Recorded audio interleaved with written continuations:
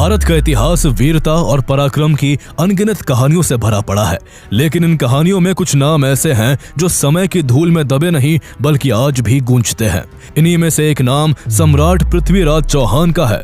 अजमेर और दिल्ली को अपनी राजधानी बनाकर इस युवा सम्राट ने भारत की राजनीति में ऐसी धाक जमाई थी कि उनका नाम सुनते ही दुश्मनों के दिल कांप उठते थे। पृथ्वीराज सिर्फ तलवार और भाले के धनी नहीं थे, बल्कि ज्ञान और विद्या में भी माहिर थे। उन्हें कई भाषाओं का ज्ञान था, गणित और दर्शन की समझ थी और उनकी सबसे बड़ी कला शब्द भेदी बाण चलाने की थी। यानी बिना देखे वो सिर्फ आवाज सुनकर लक्ष्य को भेद देते थे।